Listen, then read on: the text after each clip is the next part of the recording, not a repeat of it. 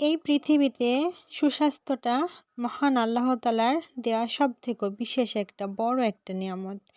যদি শরীর সুস্থ থাকে তো পৃথিবীর সমস্ত কিছুই ভালো লাগে। আর যদি আপনি অসুস্থ থাকেন তো আপনার কোনো কিছুই ভালো লাগে না।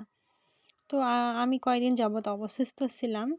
তো আলহামদুলিল্লাহ এখন একটু ভালো আছি। আপনারা সবাই কেমন আছেন? হ্যালো এভরিওয়ান, আসসালামু আলাইকুম। প্রতিদিনের মতো আজকেও চলে এসেছি নতুন একটা ভিডিও নিয়ে আপনাদের মাঝে। তো আপনারা সবাই কেমন আছেন? আশা করতেছি সবাই অনেক ভালো আছেন। আপনাদের সবার জন্য অনেক অনেক দোয়া এবং ভালোবাসা রইল। তো আজকে আমি রান্না করব বুটের ডাল ভুনা কিংবা ছোলার ডাল ভুনা। তো আমি আমার মতো কে হচ্ছে ভিডিও শ্যুট করতে গিয়ে ক্যামেরা অন না করেই হচ্ছে ভিডিও করেন অবশ্যই একটু কমেন্ট বক্সে জানাবেন। আমারও কিন্তু সেম ঘটনা ঘটেছে। অনেক সময় আসলে রান্না ভিডিও করা সব সময় হচ্ছে মাথাতে অবশ্য থাকে না। একটু তো মিসিং হয়ে যায়। তো যতটুকু ভিডিও শ্যুট করতে পেরেছি ততটুকুই আজকে আপনাদের সাথে শেয়ার করতেছি। হচ্ছে ছোলার বুট খুব ভালো করে প্রেশার কুকারে কয়েকটা শীষ দিয়ে সিদ্ধ করে নিয়েছি এবং সিদ্ধ হয়ে যাওয়ার পরে প্যানে পর্যাপ্ত পরিমাণ তেল, রসুন, জিরে এবং সব রকমের মশলা দিয়ে লবণ, হলুদ, লাল মরিচের গুঁড়ো এবং গোটা হচ্ছে কাঁচা মরিচ দিয়ে মশলাটা ভালো করে কষাই নিয়ে সিদ্ধ করে রাখা বুটের ডাল সিদ্ধগুলো হচ্ছে মশলার ভিতর দিয়ে খুব ভালো করে নাড়াচাড়া করে একটু কষাই নিয়ে এবং কিছুটা হচ্ছে ঝোলের পানিটা রাখবো, যেহেতু ঝোলটা অনেকটাই কিন্তু শুকনা শুকনো হবে, পানি ডালের মতো না, একটু হচ্ছে ডালের সাথে কিছুটা হচ্ছে লেগে লেগে থাকবে এরকমটা হবে ঝোলটা। তো হচ্ছে বুট কার কার ভালো লাগে অবশ্যই বলবেন। বুট তো আমার খুব ভালো লাগে, বুট ভাজাও আমি খুব পছন্দ করি।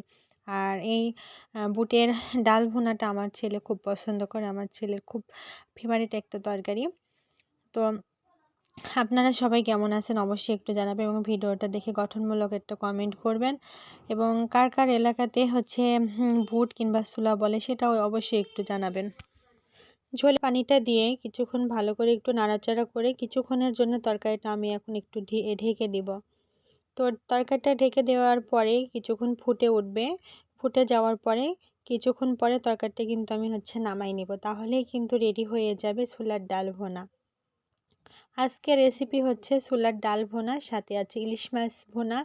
তো ভিডিওর শুরুতে একটা কথা বলেছি, অসুস্থতা হলেই বোঝা যায় সুস্থতা কত বড় একটা নিয়ামত।